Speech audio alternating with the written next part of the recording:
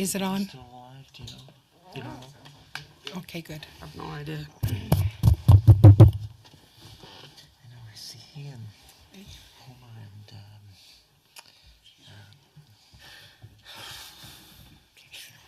no, school together. We would like to welcome everyone to the Riverdale City Planning Commission meeting for Tuesday, April 26, 2022. All commissioners are in attendance except for Robert Wingfield, who has been excused. We have time now for public comment, and this is a time when any citizens are in attendance whose concerns are not included in today's agenda. If anyone here is in that capacity, please step up to the microphone now and state your name and your city of residence. And we would really appreciate it if you'd keep your comments to 3 minutes, since your particular item isn't on the agenda for today. Do we have anybody here for public comment? Okay, we will go on to presentations and reports. Mr. Eggett. Thank you. Let's see if I can remember everything without a cheat sheet in front of me. The best thing I could say, Maverick is coming along quickly. Their building is going up. The Cheddar site is all groomed and ready to go and graded. The building plans have been approved, so we anticipate that one moving forward here soon. Chick-fil-A, it sounds like, based on what Commissioner Herman has heard, will start their work sometime in June, early June, and get that project going finally on their redevelopment of the site and remodeling of the building. J-Dogs is planning to go in next to Starbucks. not Panda Express. Starbucks, yes, thank you. And obviously we have a few items in the agenda tonight. You can see some things coming that way. And if I missed something, I apologize, but that's pretty much the long and short what I can recall at this time. Okay, thank you very Thank much. you. Okay, we'll move on to the consent items. If nobody has anything to have changed on there or to question, a motion would be in order. Make a motion, we approve the consent items. Second. All in favor? Aye. Aye. And that is unanimous. And so we can move on to action items.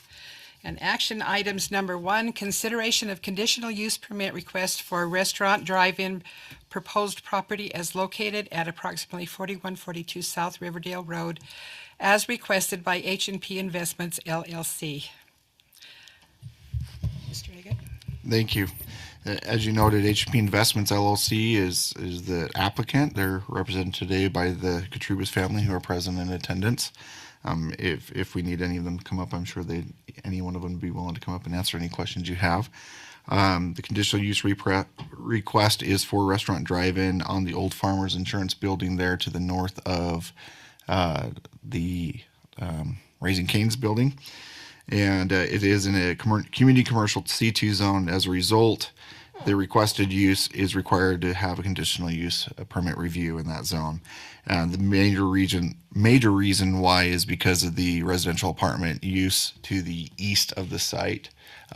Pretty much all the uses in this area, including the property south of the site, were also in a community commercial C2 zone and went through the same conditional use permit review process. So hopefully this isn't something that's a novelty for the Planning Commission this evening, just to make that aware. That being said, a conditional use permit review is before the Planning Commission. You're the decision-making body, and your review lens is to look at the outstanding health, safety, and welfare concerns that may exist in association with this request. You can see the basis for the review in the packet in your ordinance guidelines that are linked to 10-19-5, Articles A through G. And then the general plan guidance for this area is planned commercial high. You'll see the staff comments in your packet thereafter. The police chief did make a comment relative to parking, and as I noted in the work session, that site plan, conceptual plan, has been updated a little bit. And again, the circulation on there is such that it should move well. There's quite a bit of stacking. Again, Shake Shack is aware of what they are, and we'll design their queues such that they can accommodate enough stacking to still make parking available. But I did just want to note that his comment is in there. If you have any questions for either me or the applicant group, I'm sure that we could address those comments. But again, I get a feeling from H&P's interest, as well as in talking to the engineer for the site, that they're also aware of the parking concerns and will design the site such that it should be an impact to that area. You'll see the packet thereafter, the application, the fee being paid by the group. You'll see a rendering of the site, and then a site plan that's a little bit older, but it still shows the building location hasn't changed, the stacking hasn't changed even on the updated site plan. So just want to make that aware. And with that, I would defer to planning commissioners if you have any questions for me or the applicant group at this point. Thank you. Would someone from Katrubas like to come up here and the microphone? could say. Well, you could answer questions perhaps. Sure. If you step up to the microphone and state your name and your city of residence. Cord Katrubas, Riverdale, Utah. Okay. Anybody have any questions? Comments, questions? Okay, then a motion would be in order. Make a motion that we approve the conditional use permit for the restaurant drive-in at approximately 4142 South Riverdale Road, requested by H&P Investments, LLC. I'd amend that so that it's West Riverdale Road. You mentioned it was South Riverdale Road. It is 4142 South, actually. Oh, That is is it? correct. Yeah. I was just reading above here. And Yeah, it says west on here. Oh, it should be south. okay, Mine That- doesn't. my so- mistake. It may have been a mistake in what's in the packet. I apologize if I have it worded there that way. You're right. It does say 4142 West. I see it, but it should be 4142 South. Mine says south. Okay. That does. Okay. Well, good. So yes, 4142 South is correct. That is the correct address. Okay. A second? Yeah. We have a motion and a second. All in favor? Aye. Aye. Aye.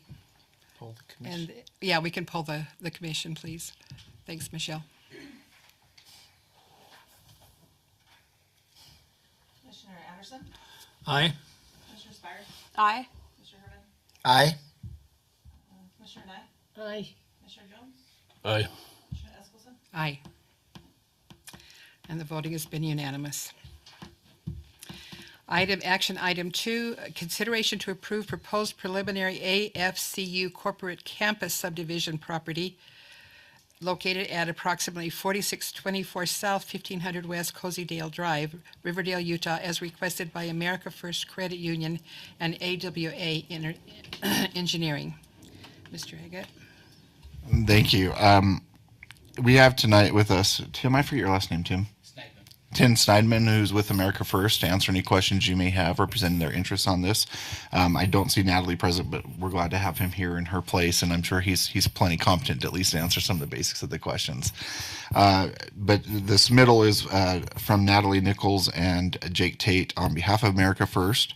And this is the preliminary subdivision site plan documentation request for a full lengthy campus master plan subdivision.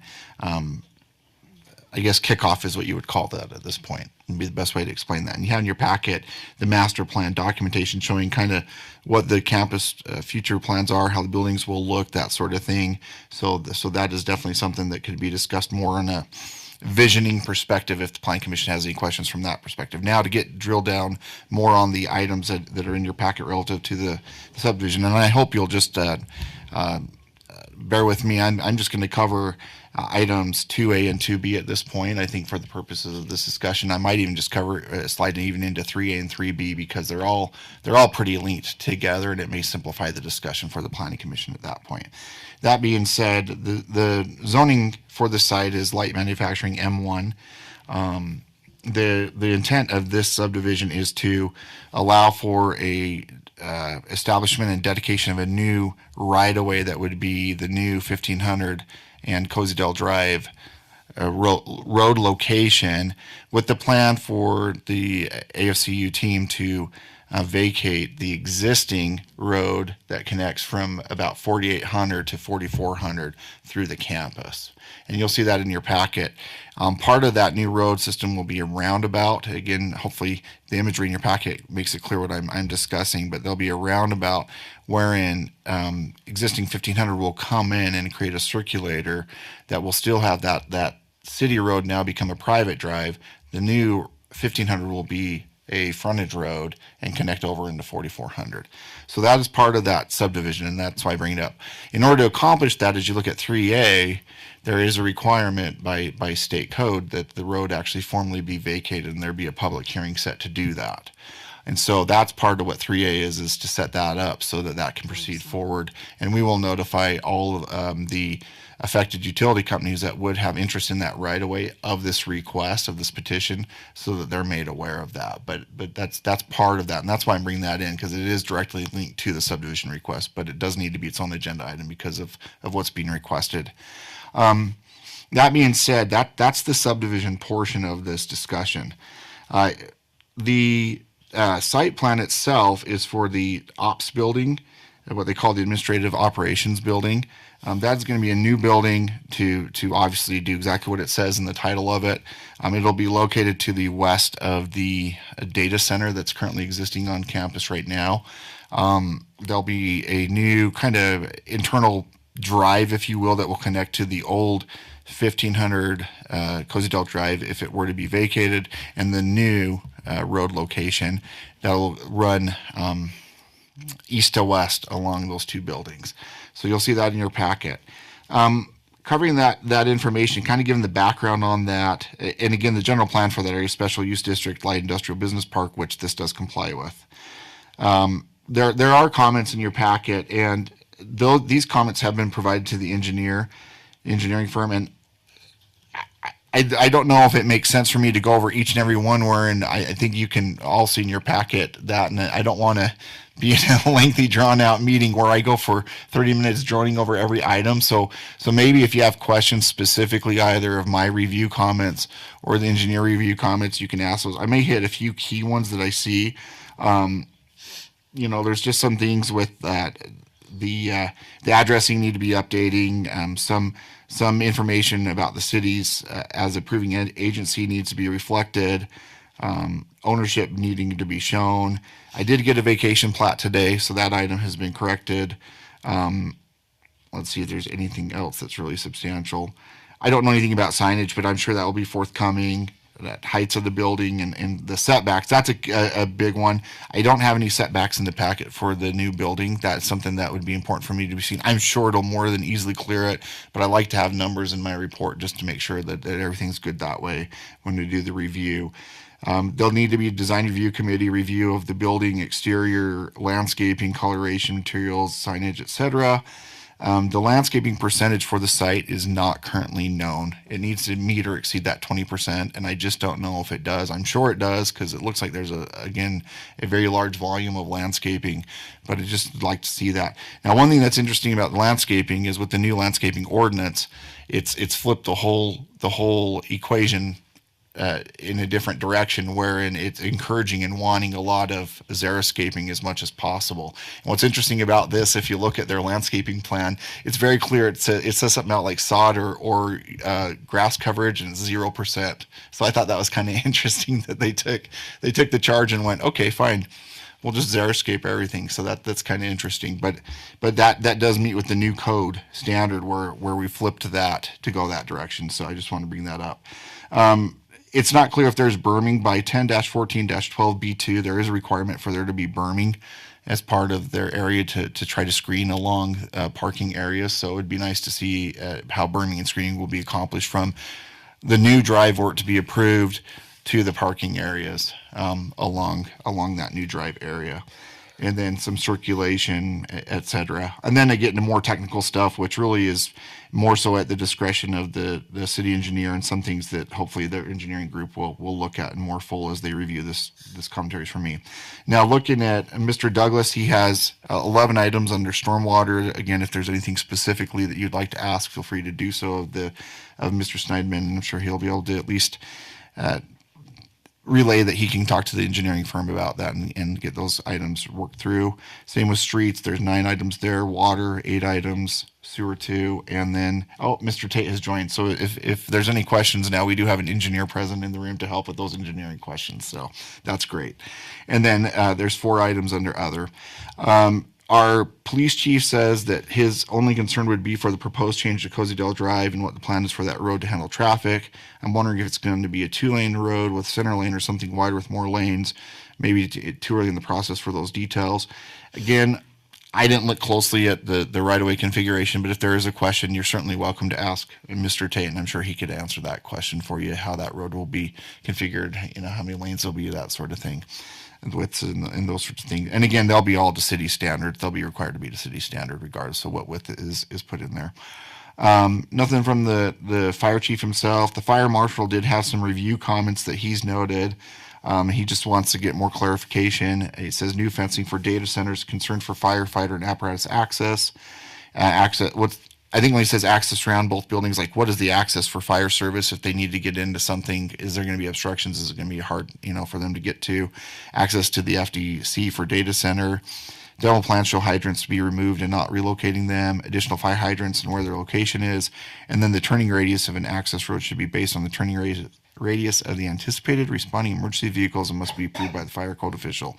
I think that's basically code for, hey, can you make sure that you run your turn radiuses through the fire marshal and or the fire chief to make sure that the site can accommodate a vehicle being able to fully turn around or to come down into any of the parking areas and need to get in and out of there, is what it's saying there. Finally, there's the review from the city engineer. He's noted 4 general comments about the plat and the site plan drawings. Actually 4 on the site plan and then 4 on the plat themselves. Then he goes into the improvements themselves. He has 9 comments there that again, I won't drone on about, but they're in the packet if anybody at the public or the planning commission is interested and or the engineering team wants to talk about it. 5 on stormwater, 1 on sanitary sewer, and 4 on culinary water. And those have, again, been all shared with AWA and the AFCU team. You'll see there after the application, the fee being paid, the application for the site plan, the fee being paid, and then thereafter the master plan documentation showing their future campus plan with buildings A through J and again the operations center, data center, and the future planned parking garages, and they even have an amphitheater planned at some point in the future. You'll see how the utilities are being proposed to be located on site. Again, this is going to be a 15, maybe even 20-year plan you're looking at here. So it's conceptual. There's going to be variables over time that may or may not look the same as this thing moves forward. Then you'll see some of the renderings of what the building will look like, the subdivision thereafter, and the site plan thereafter. So I know that's a lot of material again, and I know, like I said in the work session, it's kind of like taking it from the fire hose, but again, this is a preliminary review. And the key here, the goal here is, do we see anything of significant enough concern that prevent this project from going forward? We need to make sure we have appropriate findings of what those are if we do. If not, are we comfortable with them progressing forward to refine the comments from staff and at a later date bring it back to the City Planning Commission for further recommendation review? And with that, I submit to the Planning Commission if you have any questions for me, Mr. Tate, or Mr. Sneidman at this time. Thank you. We got a lot of questions here. Thank you. Thanks so much. Thank you. I have one for Brother Tate. Have him come up. Mr. Tate, would you come forward, please, to the podium here and state your name and city of residence? Yeah. Jake Tate, Anderson Wall and Associates, 2010 North Redwood Road in Salt Lake City, Utah. Have we done a traffic study on this road? We have, yes. Because Yeah. that's a very, very busy road. Mhm. And it's going to get even busier when they put the warehouses in. I'm just wondering, are we going to be able to handle that? Plus, they say you're going to have 5,000 employees? Yeah. So we've done a traffic study in several kind of steps. And so the big step is the 20-year build out that Mike was mentioning, where there's 10 buildings, 5,000 potential employees, maybe a few more. And we've been able to pinpoint that really the point where the problem occurs at Riverdale Road and 1500. That's kind of where the left turns mainly happen to get out, and then anybody heading north has to turn left again and go up 84. So we are in the process of working through some regional improvements to the highway system. And we are currently working through the process of getting those items approved through the jurisdictions. We have met with city staff. We've met with Roy City staff. We've met with Weber County staff. We're working our way up. We're meeting with UDOT. We have a plan to address that, and we hope to bring that into the public soon. But yeah, we definitely have a plan to get it done, and we're actually basing the size of our project on the future capacity of the road once all the improvements happen. So immediately, the making 1500 2 lanes in both directions with a middle turn lane really helps capacity, and also for the trucks that are generated by the Maverick, by the warehousing, and all the employees that will be coming. But there's specifically some improvements that are going to be taking place around Riverdale Road and 1500 that we're definitely in progress. That one's a long-term, probably 5, 8, 10-year process to get those kind of things approved. And so we're working towards those solutions. I did not realize there is enough behind your operation. It looks like it's right on the edge of the hill. Is there really enough room there to put a 4-lane highway through there? So we're proposing a roundabout at where 15, kind of where Cozy-Dale and 1500 bend right now. We're putting a full 200-foot, essentially 200-foot wide roundabout there, and we're going to go from 2 lanes in both direction there. And as you head north, it's going to taper down into just 2 lanes both direction with a center turn lane, and bike lanes on both sides, and some nice walking paths for people. But yeah, it will neck down to 1 lane in each direction at that point. But there is a lot of room actually between the ops building and the highway. There's probably close to 150 feet. Okay. So when you look up there, it looks like it's on the side of the hill. Yeah, and surprisingly, we had to keep at least 60 feet about along the freeway for all those advertising signs. So they've kind of have their own designated area. Then you have an 80-foot road, and then we're set back another 30 or so feet from that. So there's quite a bit of area there that you don't realize. Now, when I look at this, are these parking terraces? You have a lot of parking terraces to Yes. accommodate your... Yeah, long term, those will happen. But right now, we're going to maximize the surface parking as much as we can until we get to a point where we need to strategically add parking structures to as the employee count rises. They are very expensive, and so they're kind of the last thing we plan on doing as and when we need them. So. With that many cars, you're going to have a lot of parking. Yeah, indeed. And of course, this center works day and night, though, so it's not 500 all during the daytime, right? I don't. Do you have many people after hours? Not many. No. Yeah, I think most of it's daytime traffic, so they may stagger it between 6 and 6 rather than 8 and 5, but it is just a standard day. Jake, would you maybe talk to just a little bit so they're aware? I know this, but it might be helpful to explain.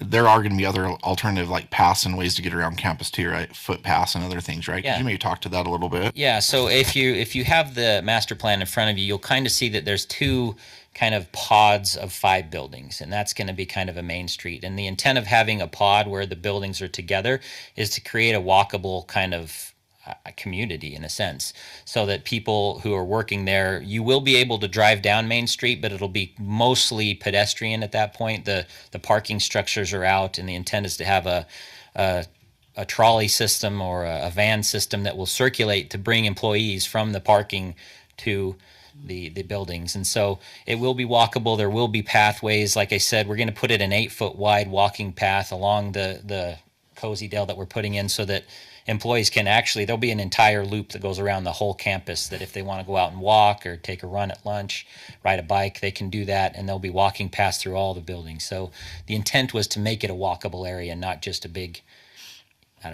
bunch of buildings that you felt kind of cold, and it's meant to make a community. And that's one of the reasons why we're potentially putting the amphitheater in the future, is just create a place where the employees can gather and have a place where they can be outside and enjoy nature. And they really like we put the pods kind of on the east bench so that all those buildings will be able to get a nice view of the Wasatch Mountains. So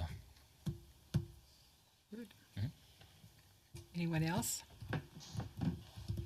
Commissioner Eskelson, Yes. just as a matter of public record, I would like to, in transparency, would like to make it known that I'm an employee of America First. Thank you, Ken. You don't have any decisions on this, do you?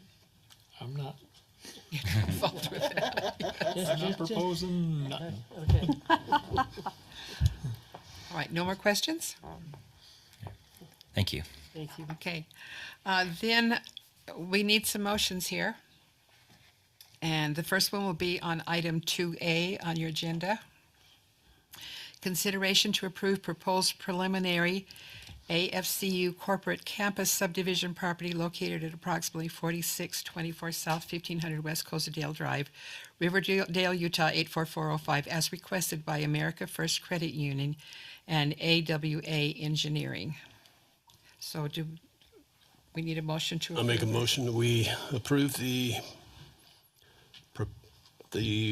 proposed preliminary AFCU corporate campus subdivision property located at approximately 4624 South, 1500 West, Cozy Dale Drive, Riverdale, Utah, 84405, as requested by America First and AWA Engineering. Do we have it? Second. Michelle, will you pull the commissioners? Commissioner Knight? Aye. Commissioner Spires? Aye.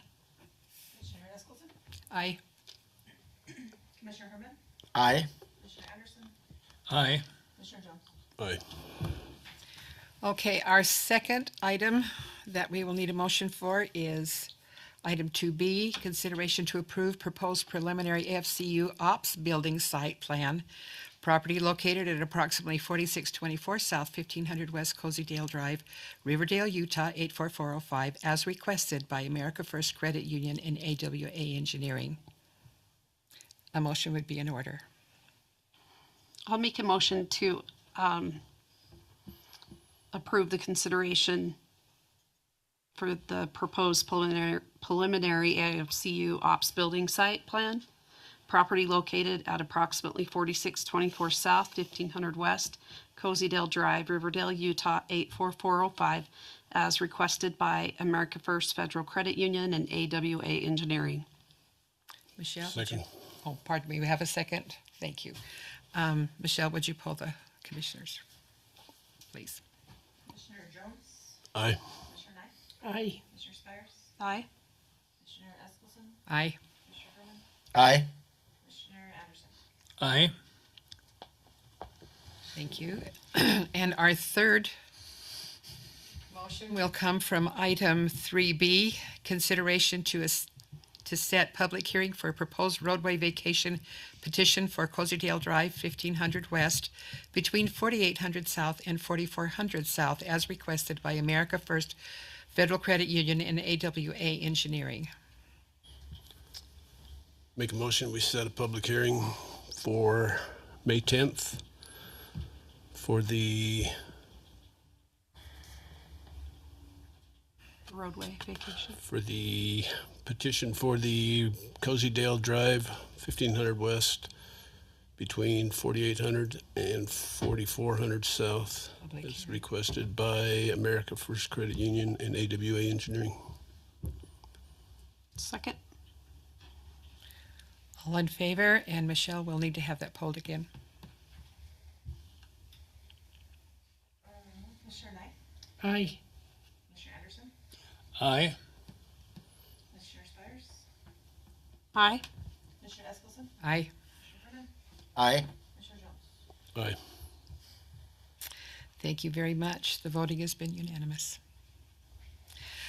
Okay, we are at action item number 4. Review and discussion of proposed rezone requests for properties located at approximately 3450 South Parker Drive, Riverdale, Utah, as requested by Hugh Park. Mr. Eggett. Thank you. As is required by our rezone process and by state code, Hugh Park has submitted an application for a rezone request on property located approximately 3450 South Parker Drive, as currently owned by James and Julie Purin. The property currently is zoned as A1 agricultural, and the current use is a vacant open field. The requested rezone is for R-1 4.5, which is 4,500 minimum square foot lots, single family residential. It's currently on 4 acres. You do see that we have the signatures from all the appropriate parties. The application has been paid.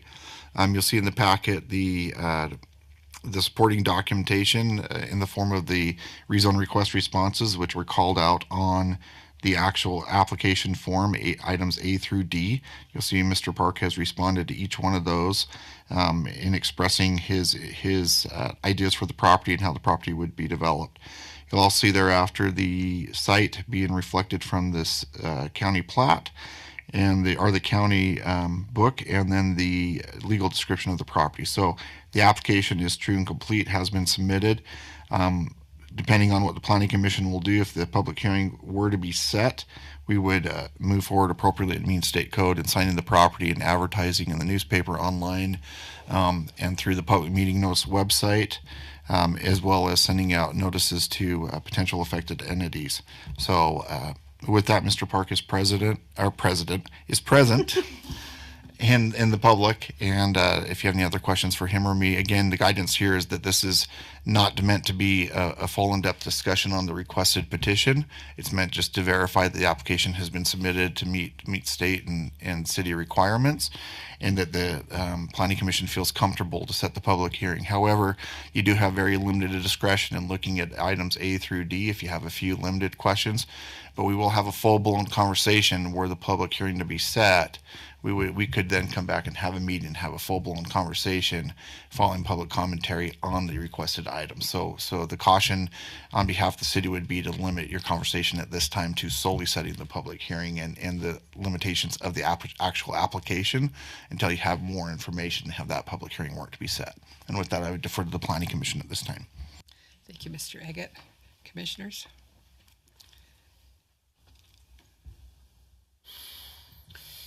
I'm just gonna be quiet till we. I make a motion to set the public hearing I'll second. to May 10th. All in favor? Aye. Aye. Michelle, would you poll the commissioners, please? Commissioner Spires? Aye. Commissioner Eskelson? Do they have something they want Aye. Sorry, what? Commissioner Anderson? something they want to say? Aye. Commissioner Nivens? Aye. They came here for that. Aye. Aye. I think they want to say something. Okay, the public hearing then will be set for May the 10th. Something to say.